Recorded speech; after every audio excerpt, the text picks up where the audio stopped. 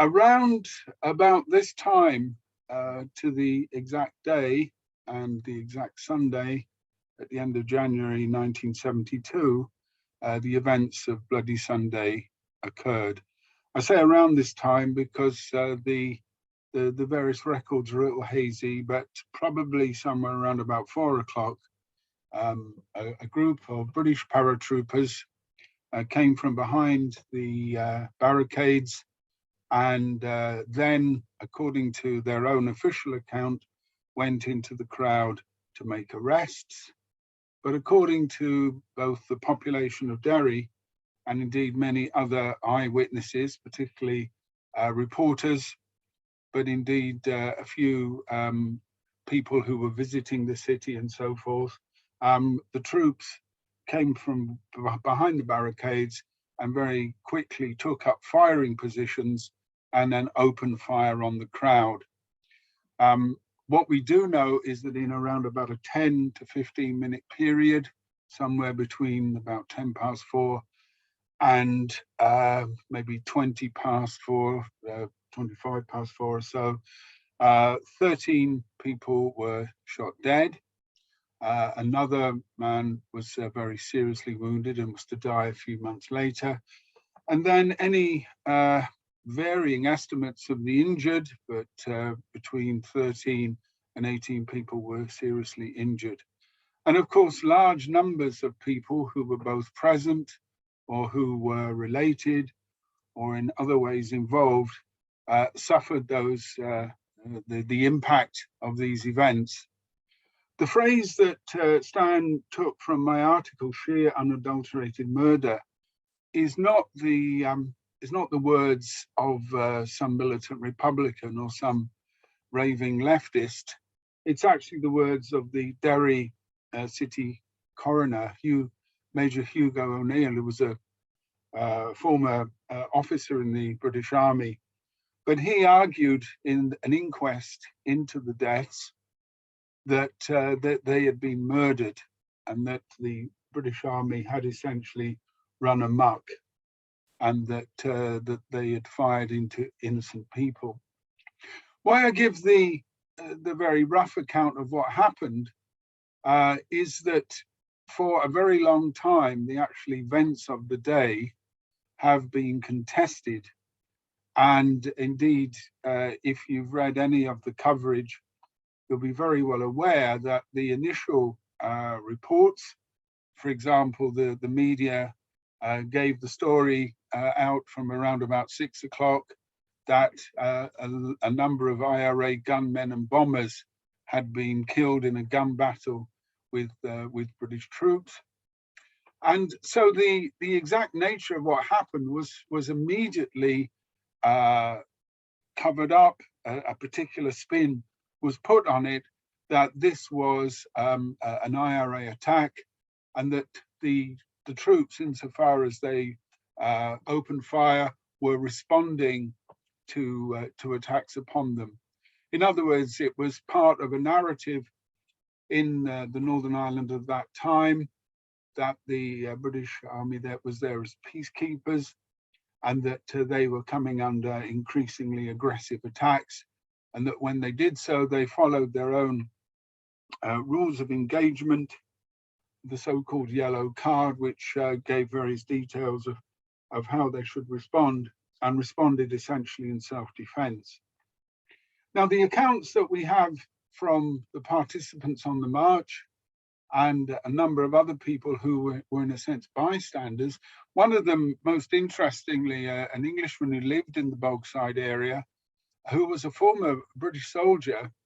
And it's his account which I think is most striking, because he talks of the paratroopers coming from behind the barricades, turning the corner and immediately taking up firing positions. And as someone who'd served in the British Armed Forces, I think he'd be very well aware of what a firing position is. I think he was also quite well aware in his account that the paratroopers in moving into the space did not expect or were not responding to serious hostile responses in the form of arms or bombs. They were, for example, in an open space, taking firing positions in the way that somebody might take a firing position if they were out shooting animals or rabbits or whatever. So the events of Bloody Sunday very quickly turned into a major political issue, and indeed, in many ways, it could be said that Bloody Sunday was one of the turning points of what later became known as the Troubles.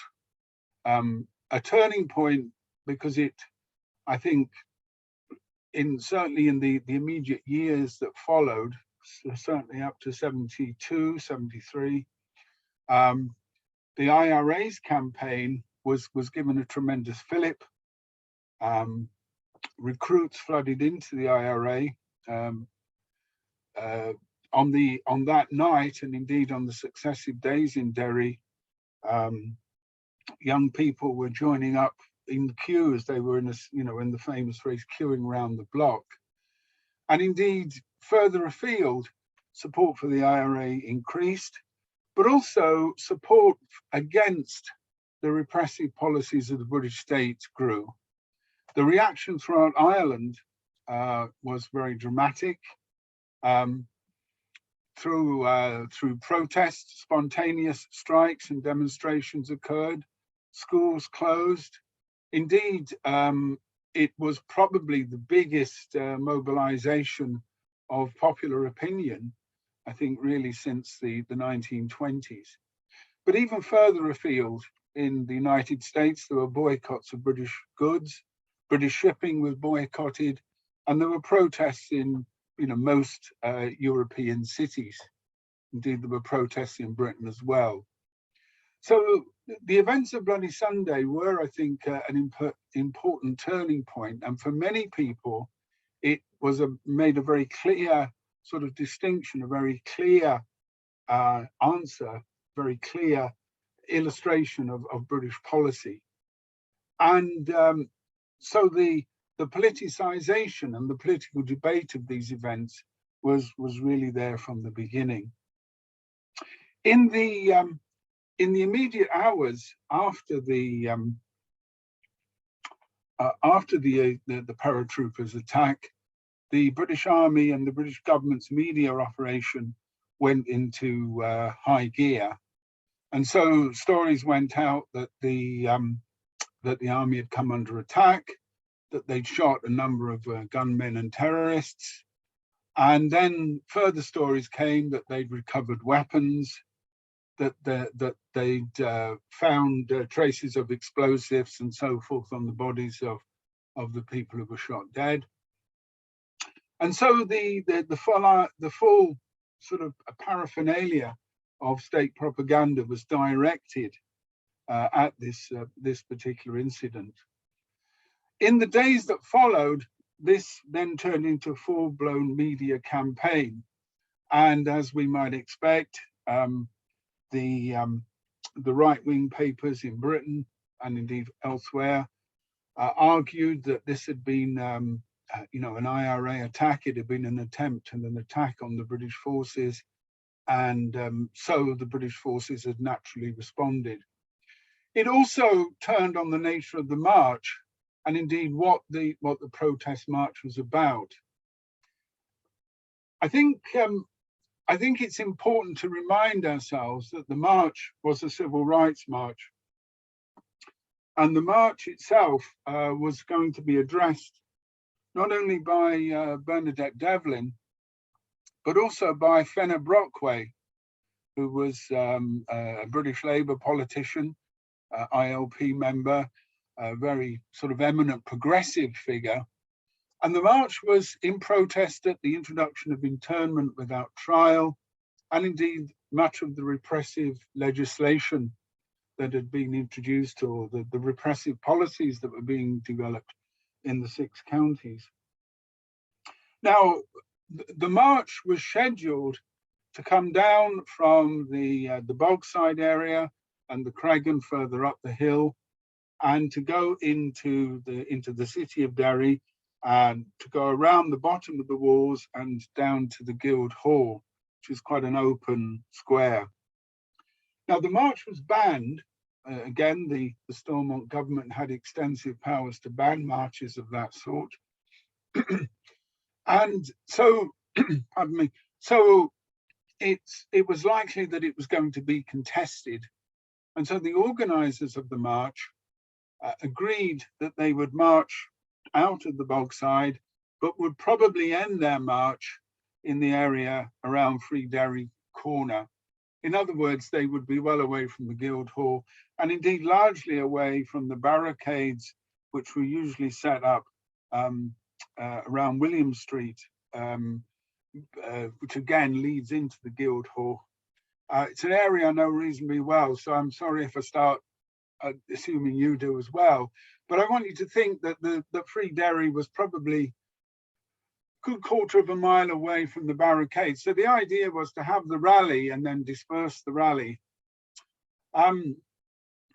So the debate then was going to be, I suppose, what would be the likely outcome of the march? How would the march go, and would it lead to any sort of disorder? Derry had been a centre of the civil rights movement, and increasingly from late 1969 onwards, very militant resistance to both the Stormont regime and increasingly a base for the emerging provisional IRA. The movement that developed in Derry was, from that period, essentially a mass movement of the nationalist working class population. I'm going to use that term because in the language of the time, it was often Catholic and Protestant, and although those are very convenient sort of shorthand labels, I think that tends to sectarianize what in many ways was a political conflict around democratic rights, but also around the idea of national independence, national liberation. So Derry was a very important centre for that. In some ways, the civil rights movement, which developed from the middle 60s, had one of its bases in Derry. In other parts of the north of Ireland had contributed to the civil rights movement, obviously. But in terms of the militant actions, Derry was often at the forefront. And this was because Derry had all of the factors, all of the symbolic factors, all of the illustrations of the inequalities, all of the discrimination of the old Stormont regime. So Derry was famous for its gerrymandered electoral boundaries, which meant that a city with a majority nationalist population returned a majority of unionist councillors and elected representatives. It was also an example of all the social problems, unemployment, very bad housing, accounts both at the time, but since Eamon McCann wrote an account, War in an Irish Town, which talks about these sort of underlying issues. So Derry was almost a prime case of the nature of the Northern Irish state. And it was also a centre of resistance. One of the first major civil rights marches took place in October 1968. And from then on, Derry becomes this centre of resistance, culminating in the first phase in the so-called Battle of the Bogside in August 1969, in which clashes around a loyalist Loyal Order march, the Apprentice Boys March, led to an attempt by the RUC to enter the Bogside and for the Bogsiders to repel that attack and to keep that resistance up for a couple of days, with the resistance then spreading to other parts of the north of Ireland, particularly to Belfast, leading very quickly to the forces of the state being overwhelmed, and of course then the intervention of British troops to, quote, act in support of the civil power. So Derry, in many ways, the sort of cockpit of the Troubles, and indeed there have been a number of academic analyses which talk about the importance of Derry. So Derry, in this period, is has a symbolic value for both the nationalist population and also the unionist population. Derry is the site of the siege of Derry.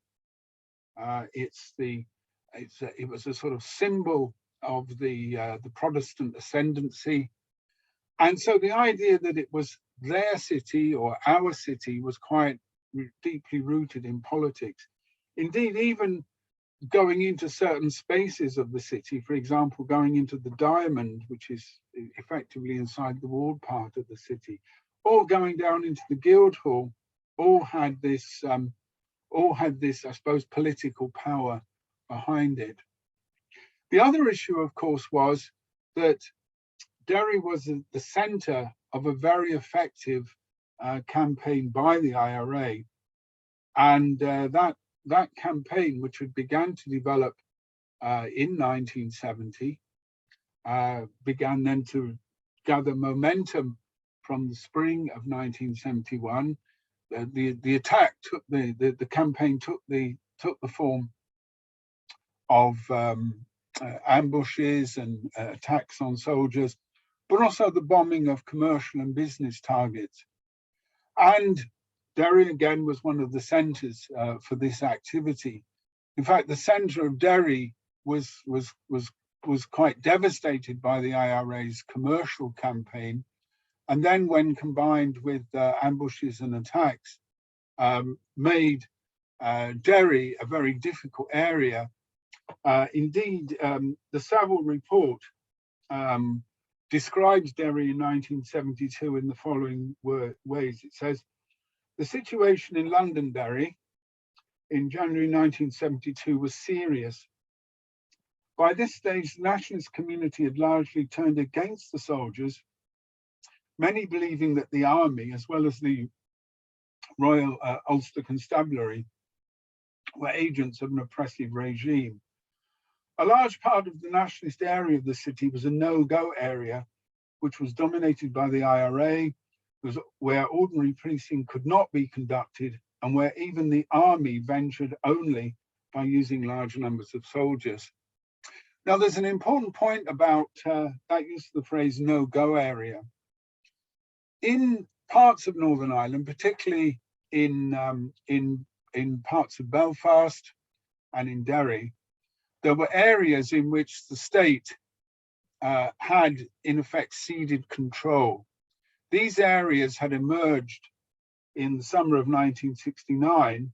They were areas which had been barricaded and shut off from the intrusions of the state, particularly the RUC, and even with the presence of British soldiers, had remained effectively outside of the direct control of the state.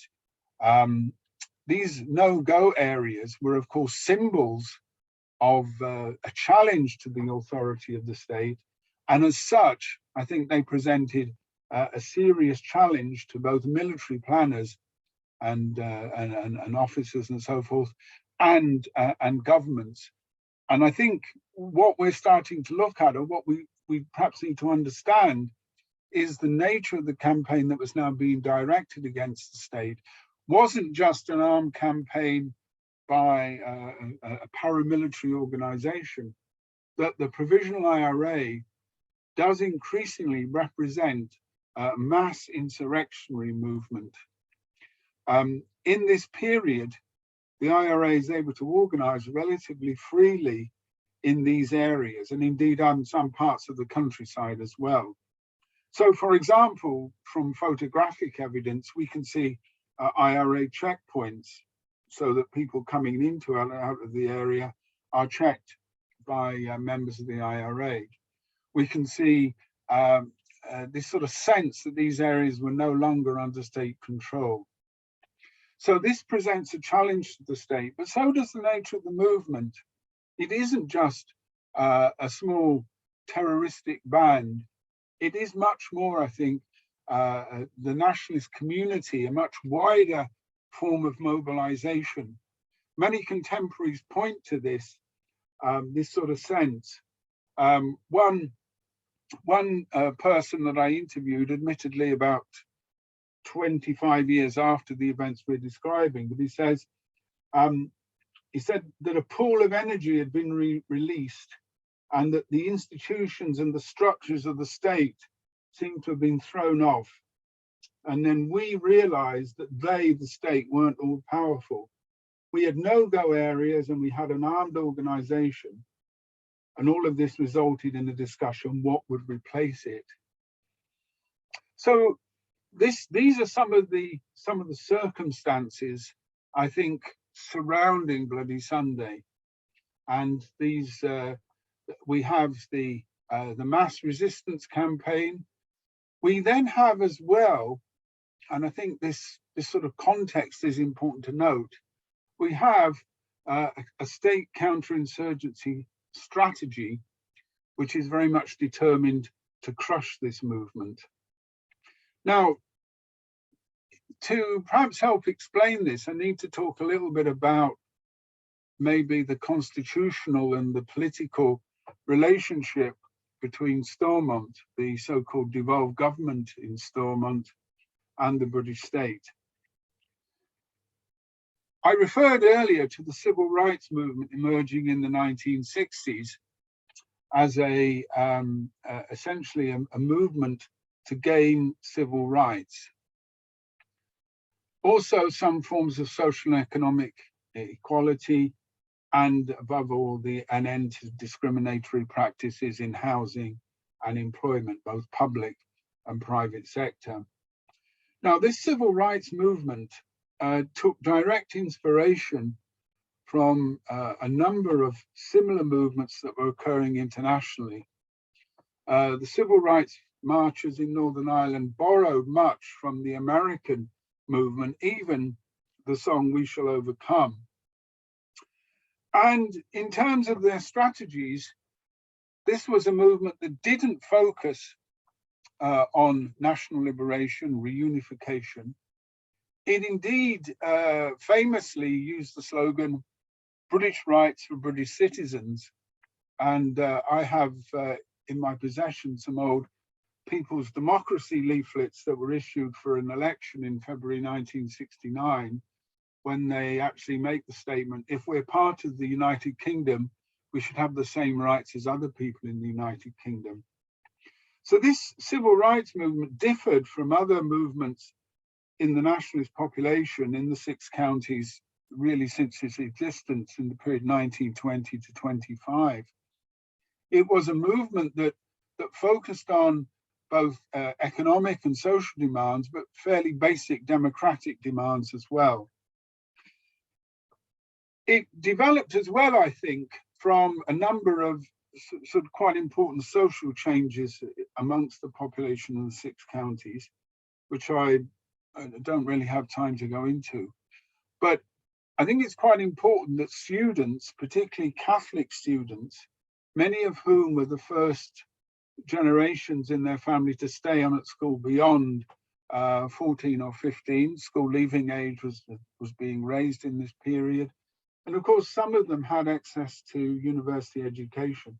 Many of the leaders of the civil rights movement, both the more militant wing, but indeed its more moderate social democratic wing, would have come from this grouping. The other thing as well, I think, is that in the late 60s, the sense of possibility and the sense that struggles could win, I think, was very strong internationally. The anti-Vietnam War movement, again, had an impact on people. The student protest movements in European capitals also. When there were civil rights marches or when there were student protests in Northern Ireland in this period, the popular press often linked what was happening in Paris and Berlin and Berkeley with Belfast. And this idea that this was part of a wider international movement, I think, is quite significant. So how did the British state respond to the demands for civil rights? Well, the policies of British governments historically for much of the 20th century was to allow Stormont to continue governing as it wished. And on occasions when British MPs raised events in the north of Ireland, these were ruled out by the Speaker as beyond the competence, or a convention had been established that the House of Commons didn't discuss these things. But by the late 60s, this was no longer really tenable. And indeed, the Wilson government, when faced with the growing civil rights movement, attempted to pressurize the Unionist government to making concessions. Again, we can see this from the cabinet minutes and from the records of the discussions. Wilson's government realized that there would have to be some form of modification at the very least, and was putting tremendous pressure on O'Neill's government, on the Unionist government in Stormont, to carry out those reforms. Now, again, for a number of reasons in terms of the internal dynamics of the Unionist Party, the nature of the Unionist population, that was not possible, or indeed it would have meant, in effect, conflict between the state and sections of unionism. Wilson, for example, when troops were sent in the summer of '69 to stabilize the situation, and many people said, well, what should happen now is that Britain should introduce direct rule and carry out these reforms. Wilson rejected that on the grounds that the Unionists would oppose it, and indeed there might even be a risk of a sort of Unionist uprising. He reminded people that the Unionists dominated the RUC, they had the B specials, and Northern Ireland had some of the highest gun ownership in the United Kingdom. In other words, the possibilities of, again, a sort of Ulster Unionist militancy being directed against the state. So Wilson's government was quite cautious in its dealings, and indeed attempted to stabilize the situation. Now, this is where I think the dynamics that are going to give rise both to the events in Derry, but more importantly their aftermath, are significant. In many ways, we can point to the origins of Bloody Sunday in British state counterinsurgency strategy. Now, conventionally, it's often argued that when the Tories were returned to power in June 1970, that because of their historic links with unionism, because of their very close parliamentary relationship, there was still an Ulster Unionist MP, I think it was Chichester Clark's cousin, who was a junior minister in the Department of Employment in the early 70s. So you also have, I suppose, the traditional conservative defense of the union, defense of law and order, opposition to militant nationalism, opposition to militant movements. And so conventionally, it would be, quite easy to see this.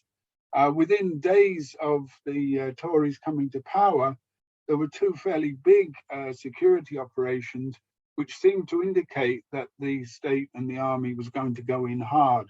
The Falls Road curfew in July 1970, and the so-called Battle of St. Matthews in late June.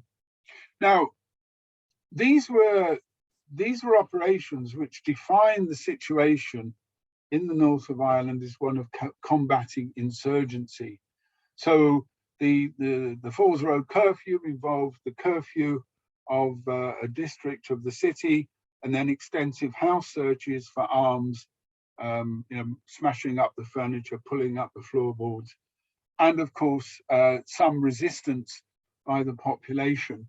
between 8 and the figures are still contested, but I think something like 8 people died in the operation. One of them was I think a French photographer.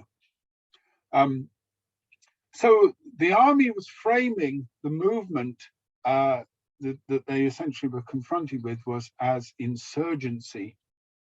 And the focus on removing the barricades, ending the no-go areas, which again, the cabinet minutes show a tremendous emphasis on this, was not only resulting from unionist pressure, but it was also resulting, I think, from the desire of the army to confront a challenge. And the challenge still in 1970 from militant republicanism was fairly weak. Partly as a reflection of their own organization and military weakness, but also even of their political support.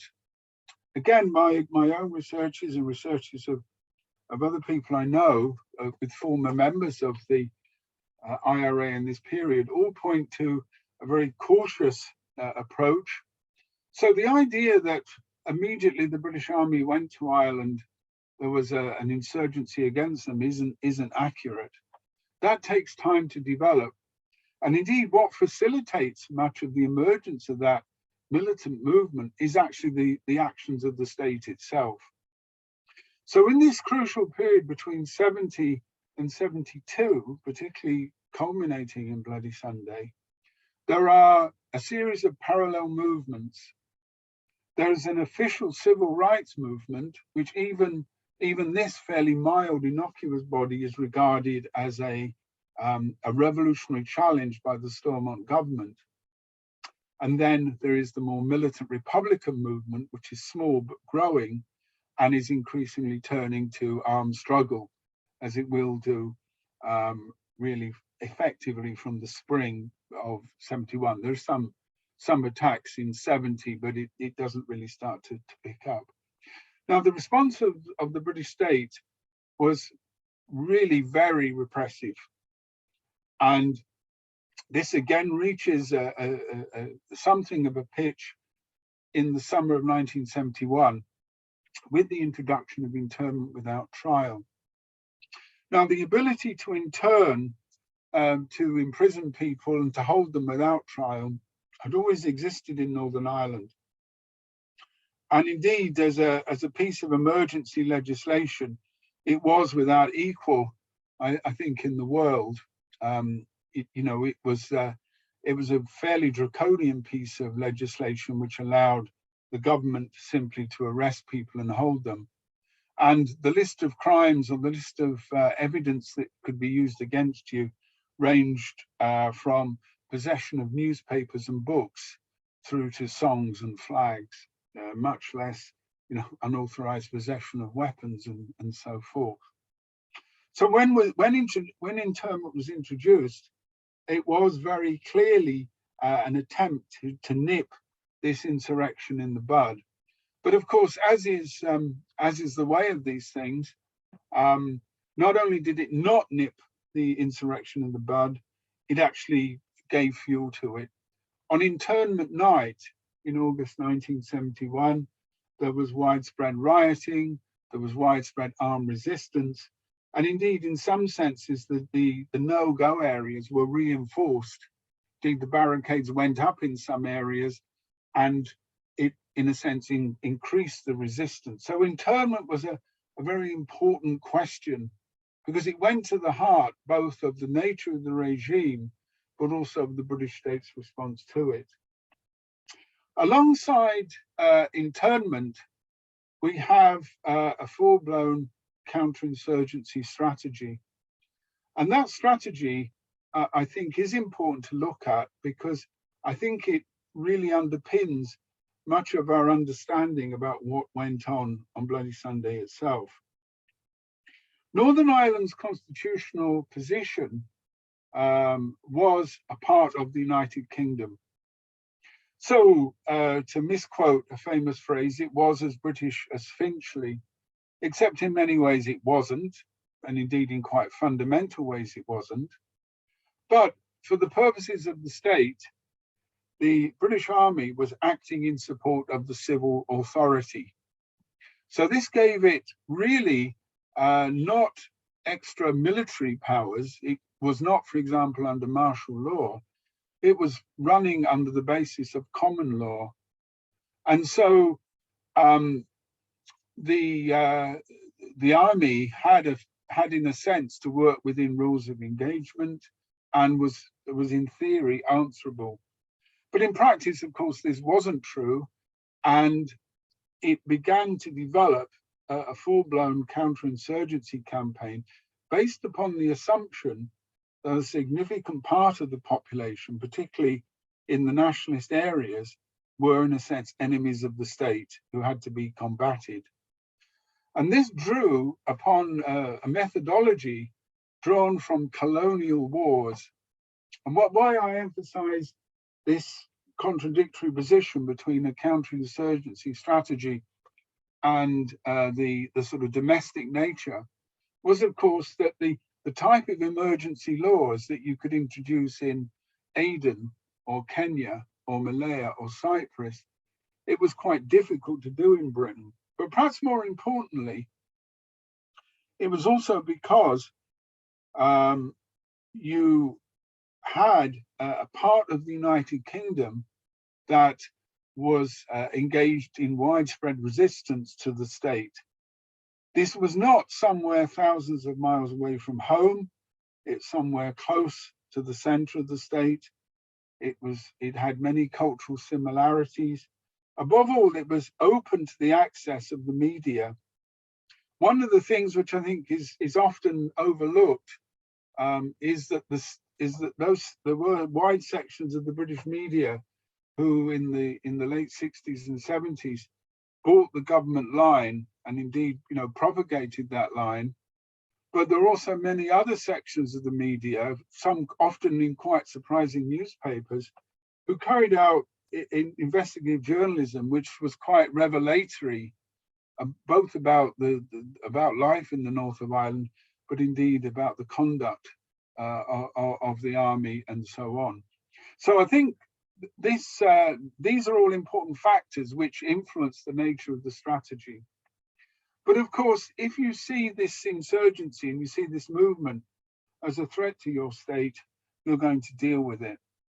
And sections of the army, we know from both their records, both from contemporary news reports, but also from archive material, clearly saw this as a movement that had to be crushed.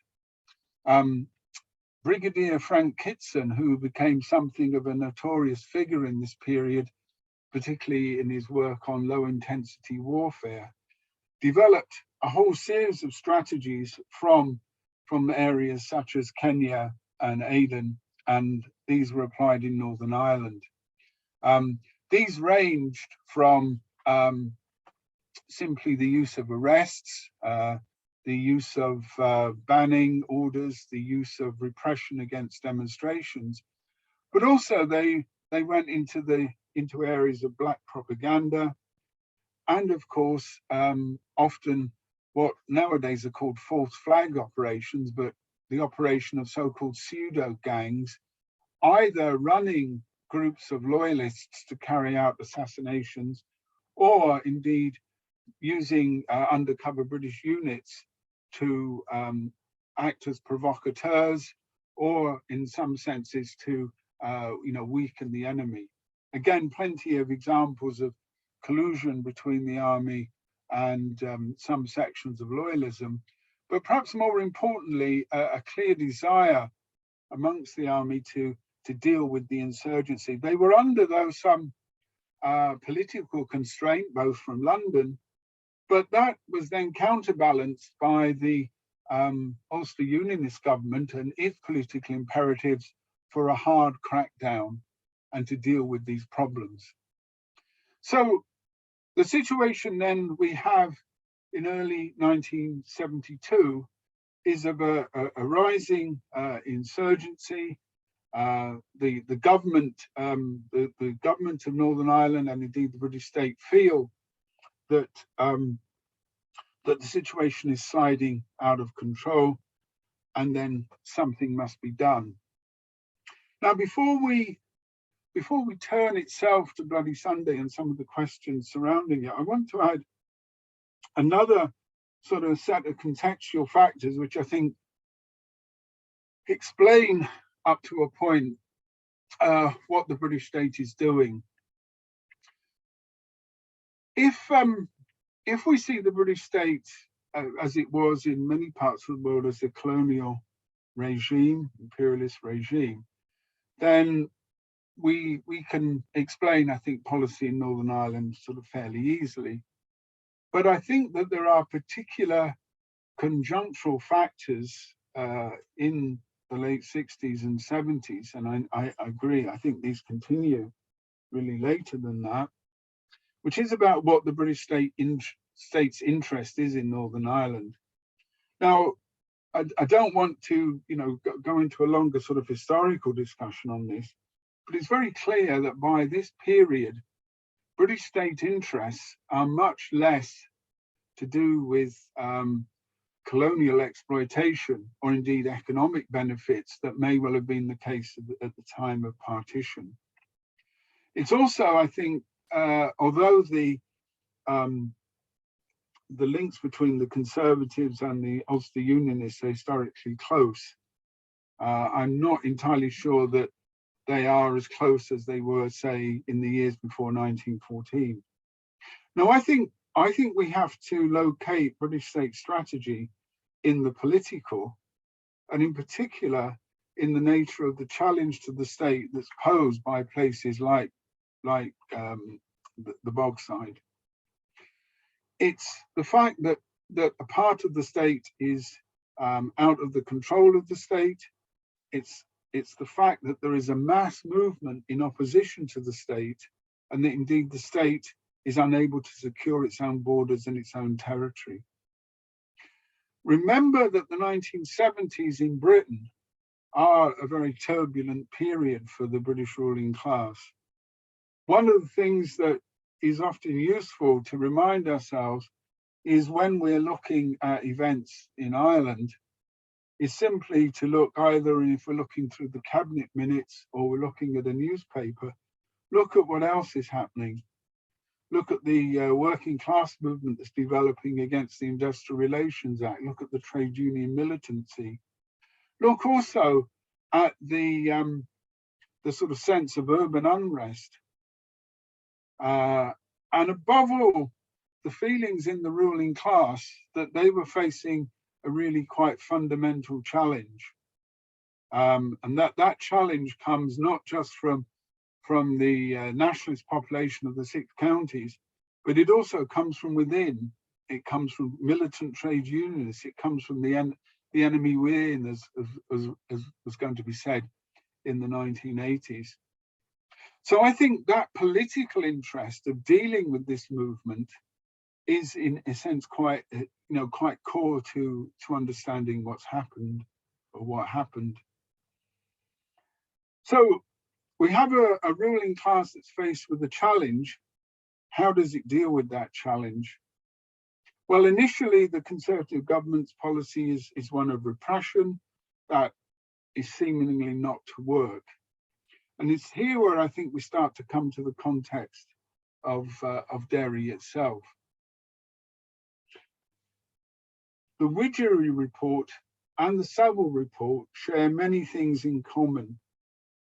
The Saville report, which finally appeared in 2010, although it had finished taking evidence in 2005, had been set up by Blair's government in the late 90s, very much as part of the peace process to find,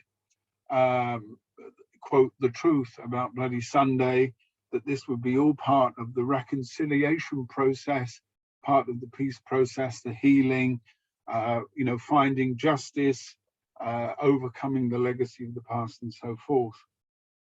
Now, what both Saville and Widgery found with very similar, a very similar set of parameters, was actually ran counter to much of what was the common sense of the nationalist population of Ireland. And indeed, when I went to a seminar with one of the historical advisors to the Savile Commission, he said he was genuinely surprised that the people in Derry had accepted the Savile findings, because he said in essence they didn't really contradict Widgery. And the finding was, that's common to both of them, was that there was no premeditated or planned assault on the Bogside. Savile says that that many people believed that the paratroopers had been brought to Derry to carry out a punitive mission into the Bogside, to make arrests, and in other words, to sort of hit hard, and that this was a way of crushing the movement, in a sense, cracking down hard on the centre of resistance. Now, the important points in both Widgery and Savile was premeditation, and they both argued that there was no plan on the day to carry out a massacre. So that what we don't have here, they argued, was a conscious state strategy, that they didn't plan to kill X number of people. It was simply a form of accident, or in the case of Widgery, that it was a justified response to attacks that were made upon them.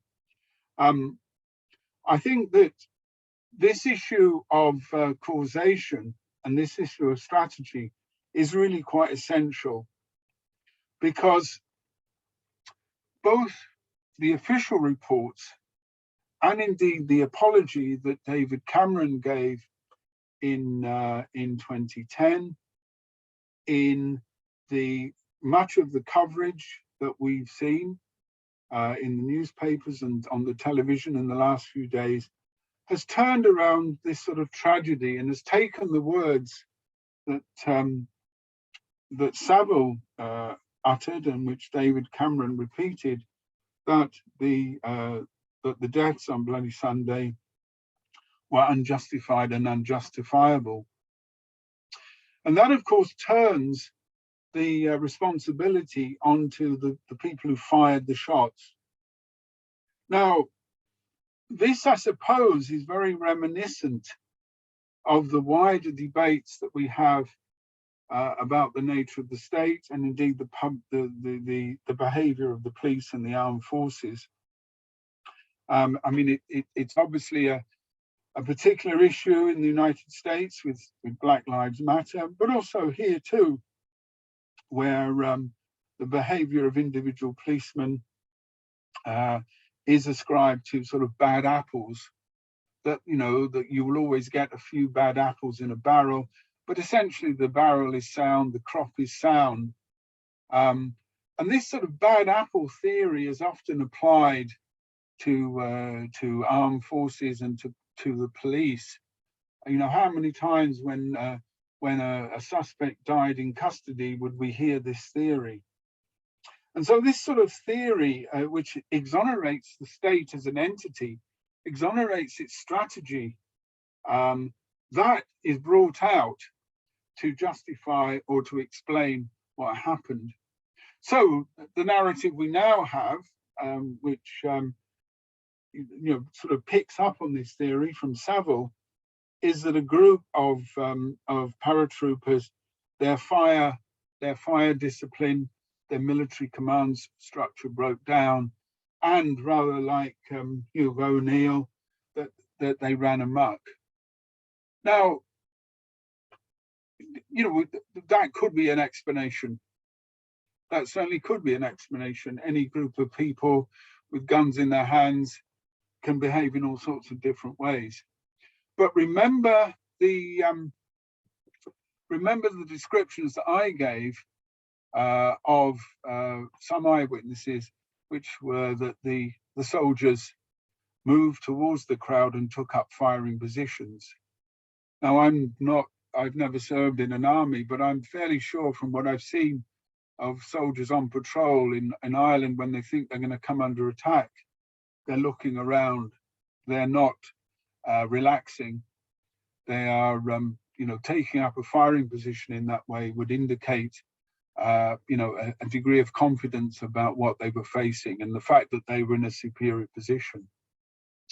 So, if we take that as one explanation, what other possible explanations are there? Well, there's the rogue officer argument, in particular, Derek Wilford, the commander of number 1 Para, was alleged to have sort of broken orders and simply sent his men in and let them run amok. And he, in the years that has followed, has not only been unrepentant, but also feels that he has become the scapegoat for this. I think, though, there's a more interesting question, and it's really, in a sense, one that we with the available evidence that we have, is difficult to prove, but it certainly is suggested by certain evidence. And this was an operation to deal with what the British Army used as a slang term, the Derry Young Hooligans. And the Derry Young Hooligans was a nickname for the more militant young people of the Bogside and the Cregan. And in the weeks leading up to the march, the commander of land forces in Northern Ireland, Major General Robert Ford, had suggested that Derry had become ungovernable and that a firm line should be taken. And he suggested that it might be that one way to deal with this was to attempt to arrest some of the rioters, but that if that couldn't be done, then some selected ringleaders should be shot in the context of the riot.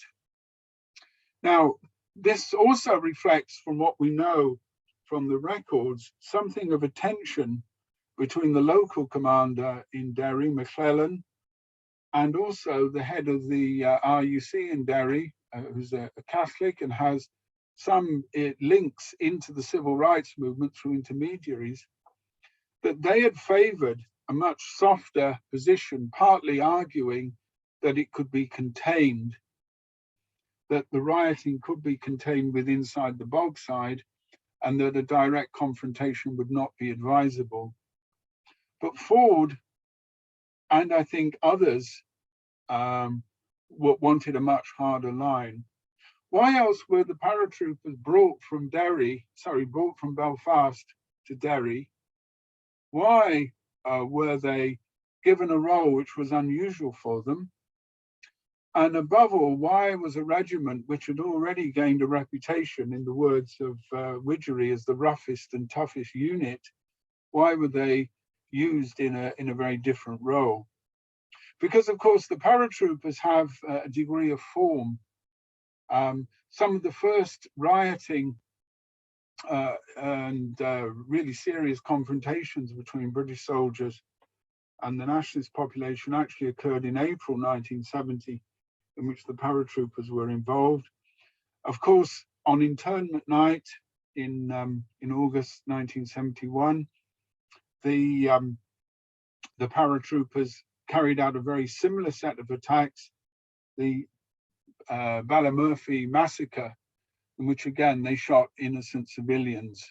Again, the inquest that was held relatively recently found that these people were entirely innocent. They were shot again in circumstances in which there was a great deal of doubt on the stories given by the soldiers. So we can, I think, see a pattern, which is that Derry is an area which is a thorn in the side. It's a centre of resistance. It's also a mass centre of resistance. And as such, I think, at the very least, it has to be controlled, if not reduced. Now, what then happens on the day, who gives the order, I think still remains unclear. Wilford orders the men over, but so does Ford. Ford is standing there saying, "Go on, Paras," and and there's talk beforehand that they want some kills and so on and so forth. But it's very clear that the state's policy is one of repression. And so, irrespective of who pulls the trigger on that day, I think we have to look at both at the chain of command and the general policies that are being laid down. And if we look at the political and the military strategy of the British Army and indeed of the British state, then I think we can see really the lines of responsibility lying much further up the chain of command and into the political regime than simply some mistake on the ground. In some ways, there's a recognition of that, if only implicitly, which is that the impacts of Bloody Sunday are really very dramatic. Within 2 months of Bloody Sunday, Stormont is suspended. The government of Northern Ireland, the state in Northern Ireland, effectively collapses, and direct rule is introduced. And increasingly, the British government now look for different options. And so the security repression is continued, but the realization that the state in Northern Ireland cannot simply continue as it was, it needs to be reconstituted, leads to proposals from the autumn of 1972 for effectively a form of power sharing, closer relationships with the South, and indeed what in many ways are going to be the parameters of the various political initiatives which are tried from the days of Sunningdale in 73 and 74 onwards. So Bloody Sunday does, I think, mark a turning point. Its place in the history of the north of Ireland is, in a sense, to show in stark relief the repressive policies of the state. It also gives a tremendous fillip and a boost to the provisional Republican movement's insurgency. But it also ends a period of mass resistance. After Bloody Sunday, the civil rights movement is finished, and partly because of the conditions of state repression, but also because I think the movement then takes on a different form, and that the possible equivocations, the possible uncertainties, the fact that people were perhaps standing to one side unsure of what position to take in the nationalist population, much of that fades. And the demands now for a campaign to reunite Ireland, a campaign to sweep away the border, grow stronger. And that, of course, will then set the provisional movement into its campaign, which will continue in some form into the 1990s. So Bloody Sunday is important in that sense. But I suppose for us, the focus has to be on the role of the state, and above all, to move away from the ideas of it being a simple set of accidents. Above all, to move away from the ideas that, in many ways, it was all a very unfortunate set of circumstances, and that we must now, in a sense, put that past behind us. I'm not seeking to live in the past, that's not my argument, but my argument is that the ceremonies and the commemorations leave aside these really important questions, not just who pulled the trigger, in many ways not even who gave direct orders, but the political, the social, and the economic system of government, the army, the relationship with the state. These are the things which really determine what happened on Bloody Sunday. And these are the very things, these very questions will be the things which are missing from the commemorations and the programs, the big unanswered questions about who was really responsible for the sheer unadulterated murder that took place over 50 years ago. Thank you, comrades.